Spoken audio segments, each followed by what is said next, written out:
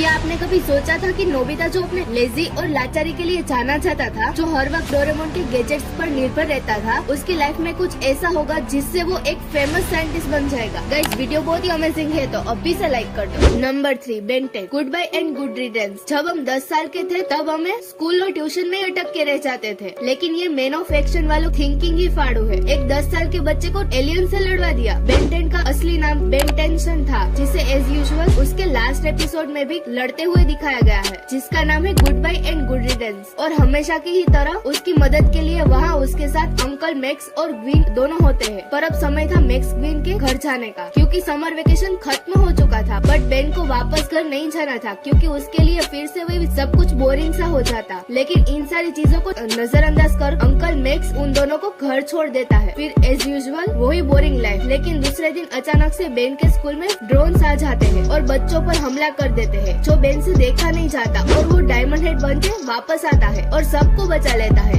इस लड़ाई के बीच बेन के दोस्त केस और जेटी को भी बेन की असलियत पता चल जाती है, पर अचानक से वहाँ डॉक्टर एनिमो आ जाते हैं कुछ म्यूटेड एनिमल्स के साथ, जिसे देख बेन अपने ओमिट्रेक्स एक्टिवेट करता है और एपिसोड वहीं खत्म हो जाता है। तो ये बेसिकली एक इशारा था कि लड़ाइयाँ आगे भी होगी। अब स्टोरी तो हो गई, लेकिन इसके पीछे जिन्होंने मेहनत की है, थोड़ा उनके बारे में भी जान लेते हैं। बेन 10 सीरीज को मैन ऑफ एक्शन स्टूडियो ने बनाया था और इसके राइटर्स थे डुनकेन रोआलियो, जोए केसे, जोए केली और Steven T Seagle. Man of action studio ने बेन 10 जैसी सीरीज के साथ साथ अल्टीमेट स्पाइडरमैन और मार्वल के साथ भी कई सीरीज बनाए हैं। इस सीरीज की शुरुआत 27 दिसंबर 2005 को हुई थी, जो कुछ 3 साल तक चली, और 15 अप्रैल 2008 को इसका फाइनल एपिसोड दिखाया गया। Number 2, Doraemon. अगर मैं कहूँ कि सूरज दिन की जगह कल से रात में उगेगा, तो क्या आप इस बात को मानोगे? नहीं ना, लेकिन ऐसा ही कुछ डोरेमोन के लास्ट एपिसोड में भी हुआ है। सूरज रात में नहीं उगा था, बल्कि नोबिता, जिसे हमने हर वक्त आलसपन काम चोरी करते देखा है, वो एक सक्सेसफुल साइंटिस्ट बन जाता है। एपिसोड की शुरुआत ही नोबिता से होती है, जहाँ वो डोरेमोन से गैजेट्स मांगता है, पर उसे पता नहीं होता कि डोरेमोन की बैटरी खत्म होने से वो खराब हो गया है, और उस समय ऐसी टेक्नोलॉजी नहीं थी जिसे डोरेमोन ठीक किया जा सके। इसी के चलते नोबिता ठान लेता है कि वो मस्तियाँ छोड़ नॉलेज पाने में अपना पूरा समय लगाएगा, ताकि वो डोरेमोन को ठीक कर सके। एंड लास्ट में ऐसा ही कुछ होता है। तो नोबिता एक फेमस साइंटिस्ट बनने के साथ साथ डोरेमोन को भी ठीक कर देता है। हालांकि उसमें कई साल बीत जाते हैं, पर इस बात से बेखबर डोरेमोन जब होश में आता है, तो उसका सबसे पहला सवाल होता है, नोबिता, क्या तुमने अपना होमवर्क कर लिया? Number 1, Looney Tunes super rabbits. Looney Tunes बच्चों का मनपसंद शो हुआ करता था, लेकिन क्या आपको पता है कि इस शो के कई एपिसोड को डिलीट करना पड़ा था, क्योंकि ये शो एक टाइम पे कंट्रोवर्शियल बन गया था। अगर आपको नहीं पता तो कोई बात नहीं, मैं तो हुई आपको बताने के लिए। पर उसके पहले लूनी ट्यून्स के लास्ट एपिसोड में क्या हुआ था ये जान लेते हैं। तो लूनी ट्यून्स का लास्ट एपिसोड था सुपर रैबिट्स, जिसमें बग्स बनी एक न्यूज़पेपर पढ़ता है। उसे ये पता चलता है कि टेक्सास एक कॉटन टेलिस्मिथ हंटर सारे रैबिट्स को खत्म कर रहा है। बग्स बनी को लगता है कि वो उनका मसीहा बन उनको बचाएगा, और सुपरमैन का ड्रेस पहन उड़ के वो टेक्सास पहुंच जाता है। हालांकि वो ऐसा सोच के जाता है, लेकिन ऐसा कुछ कर नहीं पाता और वो एटलास सरेंडर कर देता है। वैसे लूनी ट्यून्स उस समय लोगों का काफी चहीता शो था, जो कि एक अमेरिकन एनिमेटेड सीरीज है, जिसे वर्नर ब्रदर्स ने प्रोड्यूस किया था। इसकी ओरिजिनल सीरीज 1930 से 1969 तक चली थी। हालांकि उसके बाद उसके काफी फ्रेंचाइजर आए, पर उनको इतनी रेटिंग्स नहीं मिली जितनी बाकी के शोज को। गाइस, आपको आज का वीडियो अच्छा लगे तो वीडियो को लाइक करें और ऐसे अमेजिंग वीडियो के लिए चैनल को सब्सक्राइब कर ले। Thank you for watching.